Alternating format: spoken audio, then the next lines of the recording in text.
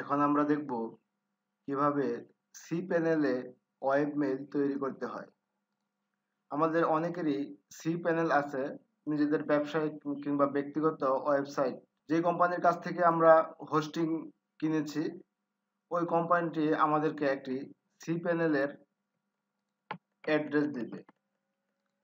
আমরা ওই অ্যাড্রেসে চলে যাচ্ছি।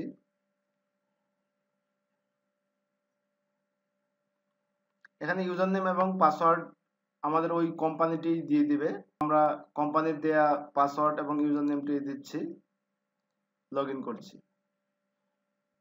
লগ ইন হয়ে গেল। প্রথমে দেখা যাচ্ছে এখানে আমাদের ইমেইল অ্যাকাউন্টস নামে একটা লিঙ্ক আছে, আমরা এই লিঙ্কে যাচ্ছি। তো ইতিমধ্যে ক্রিয়েটেড অ্যাকাউন্টগুলো এখানে দেখাচ্ছে। এখন আমরা এখানে চাইলে নতুন করে অ্যাকাউন্ট তৈরি করতে পারি। আমরা নাম দিলাম স্কুল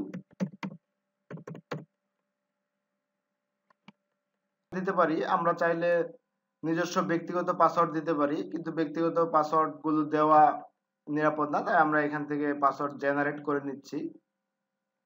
কঠিন একটি পাসওয়ার্ড ক্রিয়েট। তো ক্রিয়েট হয়ে গেল আমাদের নতুন একটি ওয়েব মেইল, school@ecobartsoftware.com।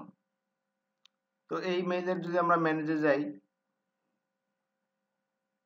আমরা চাইলে নতুন পাসওয়ার্ড সেট করতে পারি। আপডেট ইমেল সেটিং আপডেট হয়ে গেল।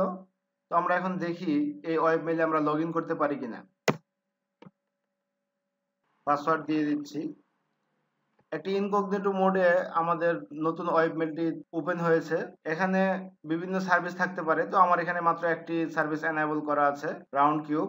আমরা এটা ক্লিক করে দিচ্ছি। তো এখানে আমরা দেখতে পাচ্ছি আমাদের এক ইনবক্সে একটি মেসেজ ডিটেইলস দেখতে পাচ্ছি। ওয়েব মেইলের বিভিন্ন সেটিং, ক্যালেন্ডার সেট করে রাখা যায়। এতক্ষণ আমরা দেখলাম কিভাবে খুব সহজেই ওয়েব মেইল তৈরি করা যায় যদি আমাদের কাছে সি প্যানেলের অ্যাক্সেস থাকে, অর্থাৎ ইউজার নেম এবং পাসওয়ার্ড থাকে। ধন্যবাদ সবাইকে।